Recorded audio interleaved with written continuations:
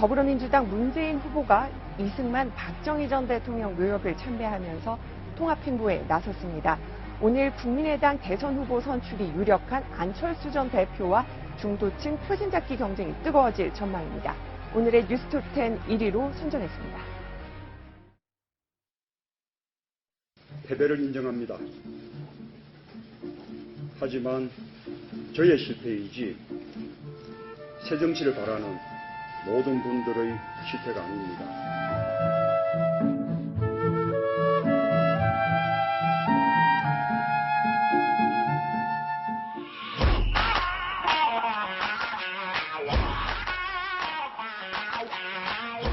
압도적인 대선 승리가 필요합니다. 그래서 이번엔 문재인이다. 먼저 문재인으로 정권 교체하자. 여러분 동의하십니까?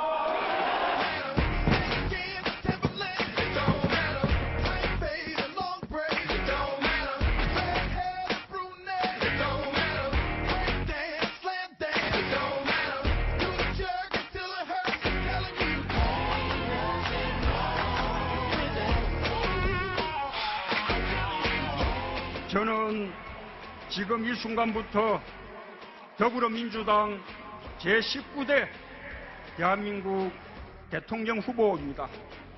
제가 반드시 정권교체의 문을 열겠습니다. 네, 문재인 민주당 대선 후보 오늘 첫 일정을 현충원으로 시작을 했습니다. 현충원 참배에 나섰는데요. 자, 심정숙 차장과 이야기를 해보겠습니다. 이승만 박정희 전 대통령의 묘역에 참배를 첫 일정으로 시작을 했군요. 네, 그렇습니다. 지금 화면으로 나오는 바로 저 장면이 오늘 오전에 문재인 후보가 현충원을 찾은 장면입니다. 5년 전이 되겠습니다. 2012년 9월에 그 첫 번째 대선 출마를 했을 때는요. 네. 당시에 역대 대통령 중에 딱 한 분, 김대중 전 대통령의 묘소만을 참배했었는데요. 네. 그때와 이번 참배는 많이 달라졌습니다. 이번에 두 번째 도전인 문 전 대표. 자, 이승만, 박정희, 김대중, 김영삼 전 대통령까지 차례로 안장 순서대로 참배를 하는 그런 모습이었습니다. 그런데 지금 이승만, 박정희 전 대통령 묘역을 참배한 거는 이번이 처음은 아니죠? 지금은? 그렇습니다. 그렇습니다. 2012년 대선을 앞두고 참배를 했었고요. 네. 당시에도 이승만, 박정희 대통령 묘역에는 참배하지 네. 않았습니다. 대신에 이제 지금 안철수 국민의당 대선 후보가 오늘 지금 확정이 될 건데요. 안철수 전 후보 같은 경우에는 당시에 그 모든 묘역을 갖다 참배를 했었고요. 그리고 2015년도 당대표가 되고 나서 참배할 때는 모든 역대 대통령 묘역을 갖다 다 참배를 했었습니다. 그랬군요. 자, 오늘 묘역 참배 현장에서 문재인 후보의 이야기, 목소리를 한번 직접 들어보시겠습니다. 또 역대 대통령들은 공과가 있었습니다.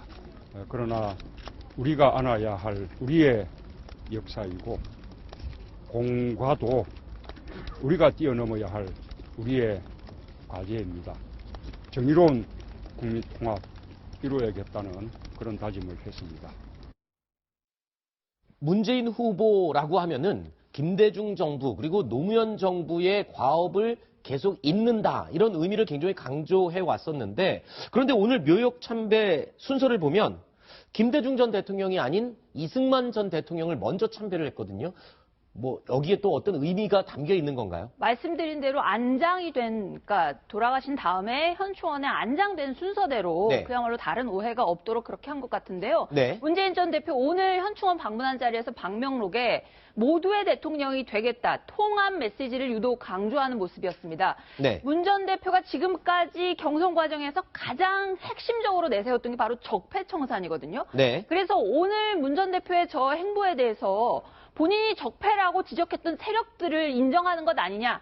안방인 집토끼층의 지지자들 사이에서는 그런 설왕설래가 있기는 하지만 네. 어쨌든 이번에는 본선에서 확실하게 승기를 잡기 위해서 적폐청산보다는 첫 발은 어쨌든 통합, 모두의 대통령이 되겠다. 이 메시지를 강조하기 시작한 것으로 볼 수가 있겠습니다. 심정숙 차장의 말대로라면 중도층의 표심 잡기, 즉 안철수 대표와의 결전을 앞두고 중도층 표심 잡기에 들어간 행보다 이렇게 이해가 그렇게 되는 것 같아요. 충분히 해석될 수가 있죠. 네. 왜냐하면 우리나라 국민들에게 좌파, 뭐 보수, 진보 관계없이 역대 대통령, 그다음에 대한민국 역사를 자랑스럽게 생각하느냐, 문제의 역사라고 생각하느냐, 간단한 어떤 그 문법적으로 나오거든요. 근데 이 점에서 봤을 때 지금 문재인 후보 같은 경우에는 산토끼를 잡으러 가야 됩니다. 네. 가야 되는데 그렇게 되려면 표의 확장성 문제, 본인의 발목을 계속 네. 비판을 받았던 확장성 문제를 극복해야 되는데 가장 선명하게 보여줄 수 있는 것은 그러한 보수 이른바 보수 역대 대통령의 네. 묘역을 참배하면서 같이 끌어나가는 모습을 보여주면서 통합의 후보, 통합의 미래 대통령 이미지를 갖다가 네. 이렇게 심어주는 그것도 상당한 그 전략이 될 수 있고요. 또 한 가지는 오늘 같은 경우에는 DJ 김대중 전 대통령 네. DJ 묘역을 찾았을 때는 삼남 김홍걸 씨가 같이 네.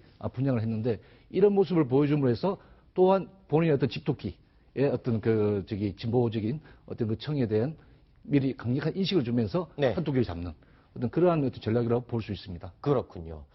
자, 그런데요. 이 문재인 후보, 저희가 며칠 전까지만 해도 문재인 전 대표라고 칭을 했습니다. 그런데 이제 경선이 다 끝났고 지금 당당하게 당을 대표하는 대통령 후보로 선출이 됐죠. 그래서 후보라고 저희가 칭을 하고 있습니다. 그런데 대통령 후보로 이제 공식 후보가 되고 나서부터 달라진 게 있습니다. 원래는요, 어딘가에 이동을 할 때, 자, 뒤에 카니발 승용차 2대, 그리고 자원봉사 경호가 같이 이동을 했습니다. 그리고 또 이 후보가 된 다음에는 달라진 점이 있다고 하는데 이 점은 손소 변호사가 소개를 해주시죠. 네, 바로 오늘부터 경찰이 경호를 시작했습니다. 아, 그러니까 원래는 자원봉사 경호만 있었는데 경찰 경호가 추가로 붙었고 그리고 네. 또 카니발 승용차도 2대에서 3대로 늘었습니다. 네, 일단 그 경찰 인력이 4-5명 정도 이상, 5명 네. 정도 지금 파견이 되어 있고요. 네. 이제 그 이번 달 15일, 16일이 이제 그 공식 이제 그 후보 등록 기간입니다. 네. 여기에 후보 등록을 하게 되면은 경찰에서 최대 30명 가량의 경호 인력을 추가적으로 파견할 계획이라고 하는데요. 네. 이렇게 주요 정당의 주요 대선 후보들의 경호가 경찰의 임무이기도 하고요. 또한 경호 수준이 궁금하실 텐데요. 네. 국무총리, 국회의장, 대법원장, 헌법재판소장 등에 준하는 그런 의료 수준의 경우가 이제 제공되기 때문에 굉장히 높은 수준의 경우가 문재인 후보를 비롯한 다른 그 유력 대선 주자들에게 제공될 예정입니다. 그렇군요. 국무총리, 국회의장, 4부 요인에 해당하는 아주 높은 수준의 경호를 받게 되는군요. 그런데 궁금한 게 또 있습니다. 문재인 캠프 측에서는 항상 안철수 캠프를 말할 때 그렇습니다. 120석의 당을 대표하는 대통령 후보와 39석의 당을 대표하는 대통령 후보가 어떻게 같을 수가 있느냐 이렇게 얘기를 하는데 그렇다면 대통령 후보의 경호의 수준도 달라지는 겁니까? 예. 근데 정당 의석수가 적다고 해서 경호를 소홀히 했다가 네. 만약에 그 후보가 당선이 되면 경찰의 직감당을 어떻게 하겠습니까? 그래서 원칙적으로는 정당 네. 의석수와 상관없이 네. 경호는 대선 후보에 대해서는 경호를 동일하게 합니다. 그래서 안철수 후보가 지금 국민의당 후보로 당선이 됐지 않습니까? 확정이 됐지 않습니까? 네. 그러면 오늘부터 약 20명의 경찰들 경호로 붙어서 네. 경호를 하게 될 것이라고 합니다. 그러니까 의석수와는 상관없이 정당을 대표하는 대통령 후보로 선출이 되는 순간부터는 똑같은 수준의 경호를 4부 요인에 해당되는 을호 수준의 경호를 받게 된다라고 확인이 됐습니다. 자, 그리고 자, 민주당 대선 후보로 당선된 이후에 이제 민주당 의원총회에 문재인 후보가 처음 찾았습니다. 근데 이 자리에서 아주 큰 환영을 받았습니다. 그 현장 화면 직접 보시겠습니다.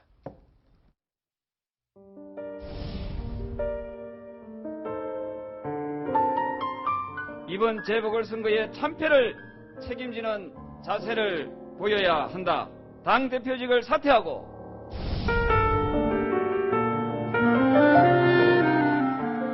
지금까지 당 운영에 있어서 당의 단합에 미흡한 부분이 있었다면 고쳐야 할 것입니다.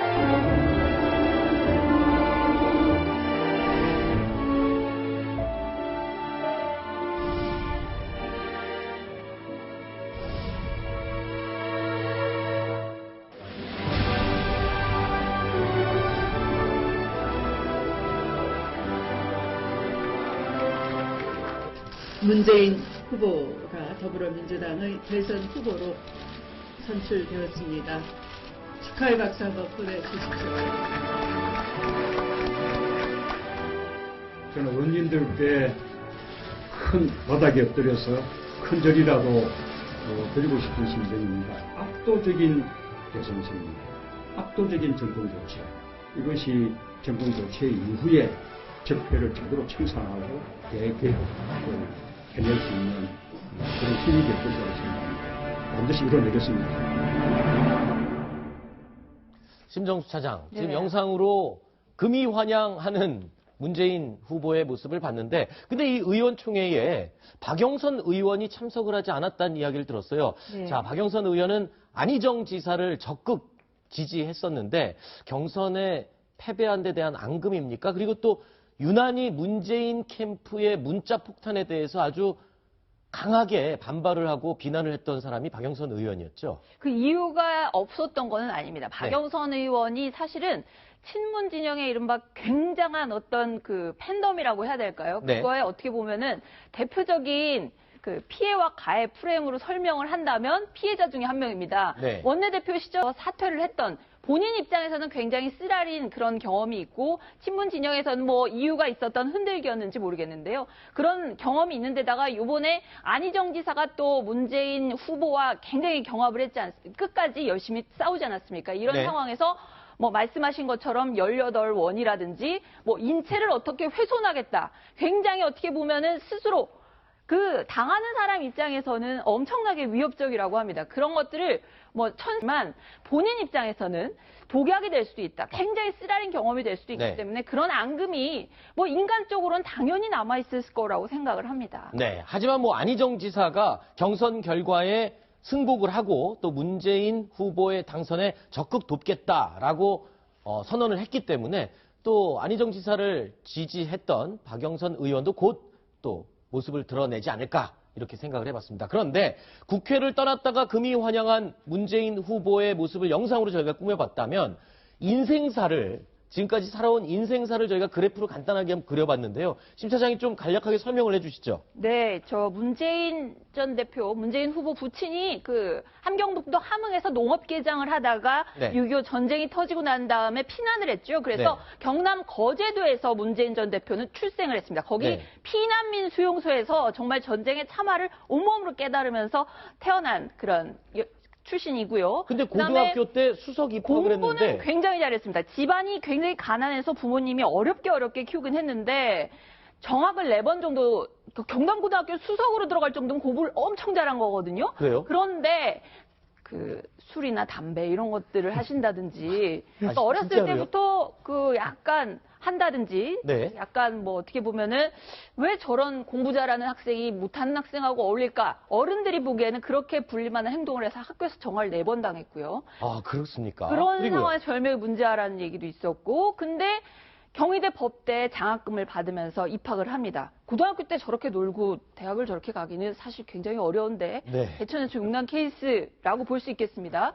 그 다음에 대학을 경희대 법대에 입학을 한 다음에 75년도 그때 박정희 정권 시대였죠. 그때 유신 독재에 항거하는 그런 학생운동을 정말 열심히 했습니다. 그래서 4개월 동안 수감됐던 그런 정말 파란만장한 그 청년기를 보냈다고 할 수 있겠습니다. 네, 그러니까 질풍노도의 시기를 재미있게 심청수 차장이 소개를 해줬는데 그 이후에 또 사회생활의 과정은 손수호 변호사가 좀 네. 소개를 해주시죠. 대학에 입학한 후에도 역시 여러 가지 그런 사회에 대한 그런 그 좀 분석도 하고 네. 활동을 열심히 했습니다. 즉 공부만 한 학생은 아니었는데요. 네. 그러다 보니까 사법시험 합격 소식을 경찰서 유치장 안에서 듣습니다. 네. 네, 이제 유치장 안에서 이 합격 소식이 전해지자 이제 그 당시 경찰서장이 이제 그 유치장 내에서 파티를 줬다라는 이야기도 전해지고 있고요. 그런데 사법시험 공부를 할 때 네. 공부방에서 뭐 물을 뿌리면서 공부를 했다는 일화가 있던데 그건 또 어떤 내용입니까? 그렇습니다. 당시에는 주로 절에서 공부를 많이 했죠. 사찰에서. 그래서 네. 전남 해남에 있는 대흥사에서 문재인 후보가 공부를 했는데요. 네. 그때 열심히 공부를 하는데 이제 사실 사람이다 보니까 졸음도 오고 네. 자고 싶고 눕고 싶지 않겠습니까? 네. 이런 유혹을 이기기 위해서 공부를 하면서 그 방 바닥에 네. 물을 뿌려놨답니다. 왜요? 누우면 젖으니까 네. 눕고 싶은 유혹을 이기기 위해서 아. 네, 그 공부하는 앉아 있는 그 주변에 물을 뿌려놓고요. 네. 그래서 누워서 자려는 유혹을 이겨내면서 공부를 해서 결국은 80년도에 합격을 했고 또 그 후에 사법연수원도 차석으로 이제 그 수료를 했습니다. 그렇군요. 그리고 다시 변호사 활동하면서 노무현 전 대통령과 만났고요. 82년도군요, 그게. 그렇습니다. 그래서 근데 사실 성적이 차석이기 때문에 네. 판사 임용은 당연히 가능한 그런 성적이었는데 그런데요. 그런데 이제 그 대학 재학 시절에 어떤 그 민주화 운동, 네, 그런 그 전력으로 인해서 판사 임용이 좌절되고요. 그 후에 노무현 전 대통령과 함께 부산 지역에서 여러 가지 그런 인권 변호라든지 이런 그 활동들을 하다가 노무현 대통령 집권 당시에 민정수석 비서관으로 청와대에 들어가면서 정치계에 발을 딛게 되었습니다. 그렇군요. 자, 그런데 문재인 후보가 어제 후보 선출 직후에 59문 59답을 했습니다. 근데 그 가운데 재밌는 질문과 답이 있습니다. 가장 소중하게 생각하는 물건이 뭐냐라고 했는데 괴종시계라고 그랬어요. 이건 네. 왜 그렇습니까? 사연이 어떤 사연이 있나요? 네, 문재인 하면은 노무현을 떼놓고 말할 수가 없겠죠. 그래서 문재인 전 대표가 법무법인 부산에서 이제 개업할 당시에 노무현 전 대통령이 선물을 했습니다. 그게 바로 괴종시계였고요. 지금 문재인 후보 같은 경우에는 이 노무현 전 대통령에게 선물을 받은 괴종시계를 가장 아끼는 물건이다라고 네. 하면서 공개를 했는데요. 이제 노무현 전 대통령을 그리워하는 많은 분들, 네. 이제 그 괴종시계와 함께 문재인 전 대표를 더욱더 강하게 기억할 수 있지 않을까 하는 네. 생각이 듭니다. 우리 PD가 그 괴종시계 화면은 구하지를 못했는 것 같은데 괴종시계 어떻게 생긴 화면인지 궁금하네요. 자, 그리고 연애 시절 일화도 궁금한데요. 그 소정보 차장, 예. 죄송합니다, 편집장님, 죄송합니다.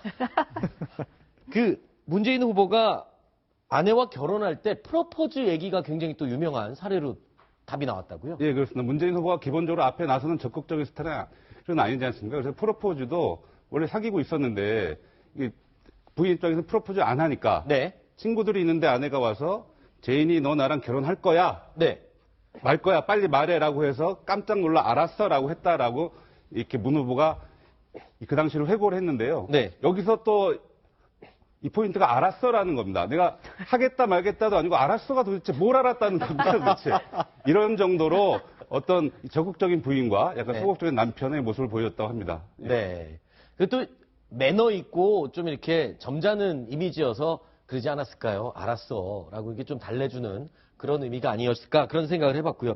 그리고 또 아내 김정숙 씨가 얘기할 때 남편의 매력 가운데 사법시험과 관련된 또 일화가 있더라고요. 어떤 사연을 얘기합니까? 심정숙 차장이 얘기해 주시죠. 뭐 사법시험뿐만 아니고 네. 사법고시 합격한 후에 변호사가 됐는데도 사람이 아. 안 바뀌더라. 신분 상승 욕구에 관심이 없었고 돈에도 전혀 관심이 없었다. 물론 지금 반려자가 된 상황이기도 하고요. 그다음에 김정숙 여사 같은 경우에는 정말 많이들 아시겠지만 엄청 활달하고요. 문재인 네. 전 대표가 조금은 내성적이고 네. 이렇게 침착한 반면에 김정숙 여사 같은 경우는 그런 정반대 성격이 갖고 있다고 보일 정도로 굉장히 활달하고 사람들하고 친화적인 모습. 그리고 그 화면으로 봤을 봐도요. 때, 화면으로 봤을 때도 네. 아니 남편을 어떻게 저렇게 좋아할 수가 있지 싶을 정도로 저렇게 오래 살고 네. 지금도 한결같이 외부에 공개된 행사에서도 네. 아유. 남편 홍보에 정말 몸을 아끼지 않는 그런 네. 모습이거든요. 그래서 김정숙 씨 입에서 네. 문 후보에 대한 부정적인 얘기는 당분간 나오기 어렵지 않을까 싶습니다. 네. 그러니까 지금 화면도 보면은 문재인 후보보다 김정숙 여사가 더 적극적인 자료 화면이, 물론 우리가 그렇게 화면을 준비하긴 했지만 그렇게 느껴지는 것 같습니다. 그리고 실제로 첫 미팅 때 알랑드롱 닮았다고 그래갖고 갔었는데 닮지 않아서 쳐다보지 않고 고개만 숙이고 있었다라고 했던 분이 바로 저 김정숙 여사입니다.